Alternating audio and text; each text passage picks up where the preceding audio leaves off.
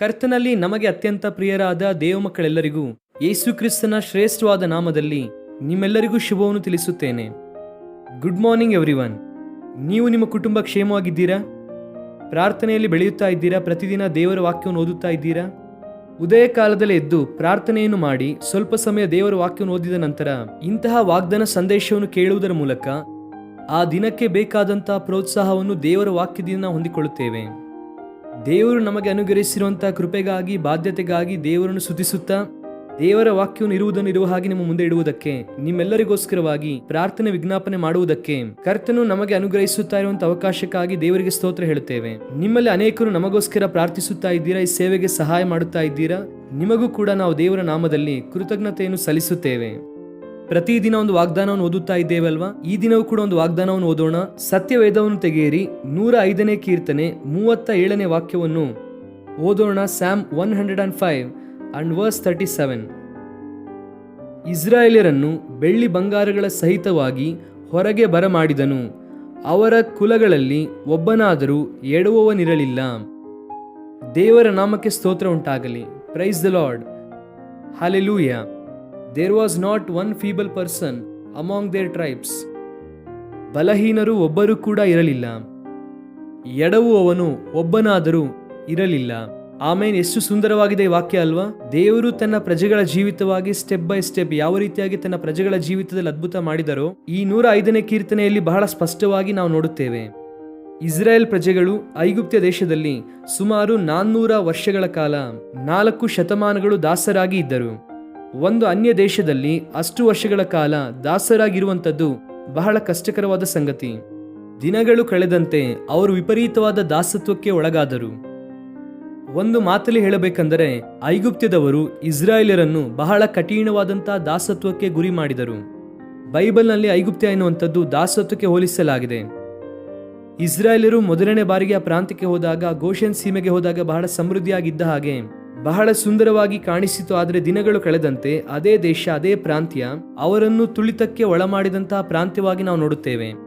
ಯೋಸೇಫನನ್ನು ಅರಿಯದೇ ಇರುವಂತಹ ಫರೋಹನನ್ನು ಬರುವಂತದ್ದು, ಬಹಳ ಕಠಿಣವಾದಂತಹ ತೀರ್ಮಾನಗಳನ್ನು ತೆಗೆದುಕೊಳ್ಳುವಂತದ್ದು, ಅವರನ್ನು ತುಳಿಯಬೇಕು ಎನ್ನುವ ತೀರ್ಮಾನ ತೆಗೆದುಕೊಂಡಾಗ ಇಸ್ರಾಯೇಲರು ನಿಟ್ಟುಸಿರನ್ನು ಬಿಟ್ಟರು ಎಂಬುದಾಗಿ ನೋಡುತ್ತೇವೆ. ಆದರೆ ದೇವರು ಅಬ್ರಹಾಂ, ಇಸಾಕ್, ಯಾಕೋಬನಿಗೆ ಕೊಟ್ಟಂತಹ ವಾಗ್ದಾನದ ನಿಮಿತ್ತವಾಗಿ, ಅವರಿಗೆ ಕೊಟ್ಟಂತಹ ಮಾತಿನ ನಿಮಿತ್ತ ದೇವರು ಅವರನ್ನು ನೆನಪಿಸಿಕೊಂಡು ಮೋಶೆಯನ್ನು ಆರಿಸಿಕೊಂಡು ಅವರಿಗೆ ಬಿಡುಗಡೆಯನ್ನು ಪ್ರಕಟಿಸಿದರು. ಎಕ್ಸೋಡಸ್ ಅಂದರೆ ಎಕ್ಸಿಟ್, ಡಿಪಾರ್ಚರ್, ನಿರ್ಗಮಿಸುವುದು, ಹೊರಗೆ ಬರುವಂತದೆಂಬುದಾಗಿ ಅದರ ಅರ್ಥ. ಆ ಪುಸ್ತಕದಲ್ಲಿ ಇಸ್ರಾಯೇಲರು ಯಾವ ರೀತಿಯಾಗಿ ಆಚೆ ಬಂದರೆಂಬುದಾಗಿ ನೋಡುತ್ತೇವೆ. ಅಷ್ಟು ಮಾತ್ರವಲ್ಲದೆ ದೇವರು ತನ್ನ ಪ್ರಜೆಗಳನ್ನು ಆಚೆ ಕರೆದುಕೊಂಡು ಬರುವುದರ ಜೊತೆಗೆ ಹೊರಗೆ ಬಂದ ನಂತರವಾಗಿ ದೇವರು ಅವರ ಜೀವಿತದಲ್ಲಿ ಎಂಥ ಅದ್ಭುತವನ್ನು ಮಾಡಿದರೆಂಬುದಾಗಿ ನಾವು ನೋಡುತ್ತೇವೆ. ಆದರೆ ಇಲ್ಲಿ ಓದಿದಂತಹ ವಾಕ್ಯ ಭಾಗದಲ್ಲಿ ದೇವರು ಅವರನ್ನು ಬೆಳ್ಳಿ ಬಂಗಾರದಿಂದ ಆಚೆ ಕರೆತಂದರಂತೆ. ಆ ಮಾತಿನ ಅರ್ಥ ಏನು? ಐಗುಪ್ತ್ಯರು ಇಸ್ರಾಯೇಲರನ್ನು ದೋಚಿಕೊಂಡರು, ಅವರ ಕಷ್ಟವನ್ನು ದೋಚಿಕೊಂಡರು, ಅವರ ಶ್ರಮೆಯನ್ನು ದೋಚಿಕೊಂಡರು. ಕೆಲವು 100 ವರ್ಷಗಳ ಕಾಲ ಅವರ ಕಷ್ಟವನ್ನು, ಶ್ರಮೆಯನ್ನು ದೋಚಿಕೊಂಡು ಅವರಿಗೆ ಏನೂ ಕೂಡ ಕೊಡದೆ ಅಸಹಾಯಕತೆಯನ್ನು ನಿಲ್ಲಿಸಿದ್ದಾರೆ. But there was one day when God remembered them, when God wanted to proclaim deliverance over their life. He took them out with a great blessing. ದೇವರು ಅವರನ್ನು ದೊಡ್ಡ ಆಶೀರ್ವಾದದೊಂದಿಗೆ ಆಚೆ ತಂದರು. ಅನೇಕ ವರ್ಷಗಳ ಶ್ರಮೆಯಿಂದ, ಅನೇಕ ವರ್ಷಗಳ ಕಷ್ಟದಿಂದ, ಅನೇಕ ವರ್ಷಗಳ ಸಂಕಷ್ಟದಿಂದ ದೇವರು ಅವರನ್ನು ಒಂದೇ ದಿನದಲ್ಲಿ ಆಶೀರ್ವದಿಸಿದರು. Praise the lord. ಹಲ್ಲೆಲೂಯಾ. ಐಗುಪ್ತ್ಯರು ಇಸ್ರಾಯೇಲ್ ಪ್ರಜೆಗಳಿಗೆ ಅವರ ಬೆಳ್ಳಿ ಬಂಗಾರವನ್ನು ಕೊಟ್ಟು ಕಳುಹಿಸಿದರು. ಈ ದಿನ ನಿಮ್ಮ ಜೀವಿತದಲ್ಲೂ ಕೂಡ ವೆಸ್ಲಿಯವರೇ, ಬಹಳ ದಿನದಿಂದ ಕಷ್ಟಪಡುತ್ತಾ ಇದ್ದೇನೆ ರೀ, ಅನೇಕರಿಗೆ ಉಪಕಾರ ಮಾಡಿದ್ದೇನೆ ರೀ, ಅನೇಕರು ನನಗೆ ಸಮಸ್ಯೆ ಮಾಡುತ್ತಾ ಇದ್ದಾರೆ ರೀ ಎಂದು, ಅಥವಾ ಆ ಪರಿಸ್ಥಿತಿಯಲ್ಲಿ ನಷ್ಟ ಹೋಗಿದ್ದೇನೆ, ಈ ಪರಿಸ್ಥಿತಿಯಲ್ಲಿ ನಷ್ಟ ಹೋಗಿದ್ದೇನೆ ಎಂಬುದಾಗಿ ಅಂದುಕೊಂಡಿದ್ದೀಯೇನೋ? Don't worry my dear friend, there is a day in your life. God is gonna remember you. ದೇವರು ನಿನ್ನನ್ನು ನೆನಪಿಸಿಕೊಳ್ಳುವಂತಹ ದಿನವೂ ಬರುತ್ತದೆ. ದೇವರು ಸಕಲ ಆಶೀರ್ವಾದದಿಂದ ನೀನು ಕಳೆದುಕೊಂಡಂಥದ್ದು ಯಾವುದು ಇದೆಯೋ, ನೀನು ಯಾವುದನ್ನು ನಷ್ಟ ಹೊಂದಿದೆಯೋ ಅದಕ್ಕಿಂತ ಅನೇಕ ಪಟ್ಟು ದೇವರು ನಿಮ್ಮನ್ನು ಆಶೀರ್ವದಿಸುವುದಕ್ಕೆ ಇಷ್ಟಪಡುತ್ತಾ ಇದ್ದಾರೆ. ಬೆಳ್ಳಿ ಬಂಗಾರದಿಂದ ದೇವರು ಆಚೆ ತಂದಿದ್ದಾರೆ. ಬಲಹೀನರಾಗಿ ಅವರು ಬರಲಿಲ್ಲ, ಬಡವರಾಗಿ ಅವರು ಆಚೆ ಬರಲಿಲ್ಲ. ಅವರು ಏನನ್ನು ನಷ್ಟ ಹೊಂದಿದ್ದೇನೆ ಎಂಬುದಾಗಿ ಅಂದುಕೊಂಡರು, ಯಾವ ಶ್ರಮೆಯನ್ನು ದೋಚಿಕೊಂಡಿದ್ದಾರೆ ಎಂಬುದಾಗಿ ಅಂದುಕೊಂಡರೋ ಆ ಐಗುಪ್ತ್ಯರ ಮನಸ್ಸನ್ನು ಮಾರ್ಪಡಿಸಿ ಇಸ್ರಾಯೇಲ್ ಪ್ರಜೆಗಳನ್ನು ಆಶೀರ್ವದಿಸಿ ಆಚೆ ಕರೆತಂದರು. ನಿಮಗೆ ಒಂದು ವಿಷಯ ಗೊತ್ತಾ?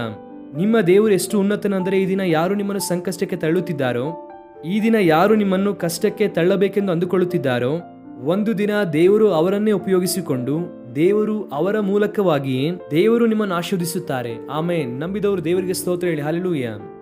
ಬಾಧೆ ಪಡಬೇಡಿ, ಕುಗ್ಗಿ ಹೋಗಬೇಡಿ. ಅಯ್ಯೋ, ಈ ಆಫೀಸಲ್ಲಿ ಬಹಳ ನಾನು ಕಷ್ಟಪಟ್ಟಿದ್ದೇನೆ ರೀ, ಈ ಯೂನಿವರ್ಸಿಟಿಯಲ್ಲಿ ಬಹಳ ಕಷ್ಟಪಟ್ಟಿದ್ದೇನೆ, ಆರ್ಗನೈಸೇಷನ್ ಅಲ್ಲಿ ಬಹಳ ಕಷ್ಟಪಟ್ಟಿದ್ದೇನೆ, ನನ್ನನ್ನು ಬರಿಗೈಲಿ ಕಳಿಸುವುದಕ್ಕೆ ಇಷ್ಟಪಡುತ್ತಾ ಇದ್ದಾರೆ ರೀ ಎಂಬುದಾಗಿ ಬಾಧೆ ಪಡುತ್ತಾ ಇದೆಯಾ? ನೋ, ನೀನು ಬರಿಗೈಲಿ ಬಂದಿಲ್ಲ. ದೇವರು ನಿನ್ನನ್ನು ತುಂಬಿಸಿ ನಿನ್ನನ್ನು ಆಶೀರ್ವದಿಸಿ ಆಚೆ ಕರೆತರುತ್ತಾರೆ. ಪ್ರಯಾಣವನ್ನು ಪ್ರಾರಂಭಿಸುವಾಗ ಎಡವಿದಂತವನು ಒಬ್ಬನು ಕೂಡ ಇಲ್ಲ. ಯಾಕೆ ಅಂದರೆ ಅವರಿಗೆ ದೇವರು ಬಲವನ್ನು ಕೊಟ್ಟರು.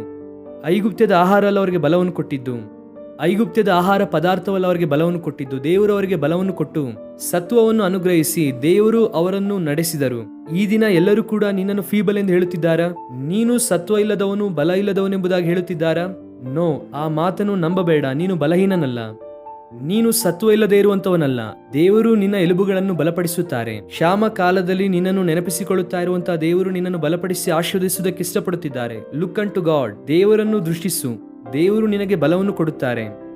ನನ್ನನ್ನು ಬಲಪಡಿಸುವ ಆತನಲ್ಲಿ ಇದ್ದುಕೊಂಡು ನಾನು ಎಲ್ಲವನ್ನು ಮಾಡುವುದಕ್ಕೆ ಶಕ್ತನಾಗಿದ್ದೇನೆಂದು ಪೌಲನು ಹೇಳಿದ ಪ್ರಕಾರ you can say that I can do all things through Christ who strengthens me. ನನ್ನನ್ನು ಬಲಪಡಿಸುವ ಆತನು ನನ್ನೊಂದಿಗೆ ಇರುವಂತಹ ಕಾರಣ ನಾನು ಬೇಕಾದ್ರೂ ಮಾಡುತ್ತೇನೆ. ಅಂತಹ ಉದ್ದೇಶದಿಂದ ನಾವು ಮುಂದೆ ಸಾಗಬೇಕು. ನಾನು ಪ್ರಾರ್ಥಿಸುತ್ತೇನೆ, ನಿಮ್ಮ ಕುಟುಂಬದಲ್ಲಿ ಸತ್ವ ಇಲ್ಲದೆ ಇರುವಂತವರು ಒಬ್ಬರು ಕೂಡ ಅವರು ಇರದೇ ಇರಲಿ. ಹಾಲೆಲೂಯಾ. ನಿಮ್ಮ ಕುಟುಂಬದಲ್ಲಿ ಬಲಹೀನರು ಇಲ್ಲದೇ ಇರಲಿ. ಆತ್ಮದಲ್ಲಿ, ಮಾನಸಿಕವಾಗಿ, ಶಾರೀರಿಕವಾಗಿ ಬಲವುಳ್ಳವರಾಗಿ ದೇವರು ನಿಮ್ಮನ್ನು ಮಾರ್ಪಡಿಸಬೇಕೆಂದು ಆಶಿಸುತ್ತೇನೆ. ಆತನನ್ನು ಹಿಡಿದುಕೊಳ್ಳೋಣವ, ಆತನನ್ನು ದೃಷ್ಟಿಸೋಣವ. ಕಣ್ಣು ಮುಚ್ಚಿರಿ. ಪ್ರೀತಿಯುಳ್ಳ ತಂದೆ, ಇಸ್ರಾಯೇಲರನ್ನು ಆಸ್ತಿಯಿಂದ ನೀವು ಆಚೆ ಕರೆತಂದಿದ್ದೀರಾ. ಬೆಳ್ಳಿ ಬಂಗಾರದಿಂದ ಅವರನ್ನು ಆಚೆ ಕರೆತಂದ್ರಿ. ಅವರು ಎಷ್ಟು ಕಾಲ ಕಷ್ಟವನ್ನು ಅನುಭವಿಸಿದರೋ, ದೇವರು ಎಷ್ಟು ಕಾಲ ಅವರ ಶ್ರಮೆಯನ್ನು ಅವರು ದೋಚಿಕೊಂಡರೋ ಅದಕ್ಕೆ ಎರಡರಷ್ಟು ಆಶೀರ್ವದಿಸಿ ಇಸ್ರಾಯೇಲರನ್ನು ಆಚೆ ಕರೆತಂದಿದ್ದೀರಾ. ಈ ದಿನ ನಮ್ಮ ಪ್ರಿಯರು ಯಾರ್ಯಾರು ಅಂತಹ ಪರಿಸ್ಥಿತಿಯಲ್ಲಿದ್ದಾರೋ ಅವರನ್ನು ನೀವೇ ಆಶೀರ್ವದಿಸಿರಿ. ನಿಮ್ಮ ಕಡೆಗೆ ಅವರು ದೃಷ್ಟಿಸುತ್ತಾ ಇರುವುದರಿಂದ, ನಿಮ್ಮ ಕಡೆಗೆ ಅವರ ಹೃದಯವನ್ನು ಕೇಂದ್ರೀಕರಿಸುತ್ತಾ ಇರುವುದರಿಂದ ಒಳಿತಿನಿಂದ ತುಂಬಿಸಿರಿ ದೇವ. ಸತ್ವ ಇಲ್ಲದೆ ಇರುವವರು ಒಬ್ಬರು ಕೂಡ ಇರಲಿಲ್ಲ ಎಂಬುದಾಗಿ ನಿಮ್ಮ ವಾಕ್ಯದಲ್ಲಿ ಬರೆಯಲ್ಪಟ್ಟಿದೆ. ಎಷ್ಟು ಉನ್ನತ ದೇವರು ಅಪ್ಪ ನೀವು. ನಮ್ಮ ಕುಟುಂಬದಲ್ಲಿ, ನಮ್ಮ ಸಭೆಯಲ್ಲಿ ಬಲಿಷ್ಠರನ್ನು ನೀವು ಮೇಲೆತ್ತಿರಿ, ಸತ್ವವುಳ್ಳವರನ್ನು ನೀವು ಮೇಲೆತ್ತಿರಿ, ಬಲಪಡಿಸಿ ನಿಮ್ಮ ಕೃಪೆಯಿಂದ ತುಂಬಿಸಿರಿ. ಅನಾರೋಗ್ಯದಲ್ಲಿರುವಂತವರಿಗೆ ಸ್ವಸ್ಥತೆಯನ್ನು ಅನುಗ್ರಹಿಸಿರಿ. ಬಿಡುಗಡೆ ಇಲ್ಲದೆ ಇರುವವರಿಗೆ ಬಿಡುಗಡೆ ನೀಡಿರಿ. ಕಣ್ಣೀರಲ್ಲಿರುವವರಿಗೆ ಕರ್ತನೆ ನಿಮ್ಮ ಶಾಂತಿ ಸಮಾಧಾನದಿಂದ ತುಂಬಿಸಿರಿ. ಒಳಿತಿನಿಂದ ಪ್ರತಿಯೊಬ್ಬರನ್ನು ಕೂಡ ನೆನಪಿಸಿಕೊಳ್ಳಿರಿ. ಯೇಸು ಕ್ರಿಸ್ತನ ನಾಮದಲ್ಲಿ ಬೇಡಿ ಹೊಂದಿಕೊಳ್ಳುತ್ತೇವೆ ನಮ್ಮ ತಂದೆಯೇ. Amen, amen. God bless you dear friends. Have a wonderful day.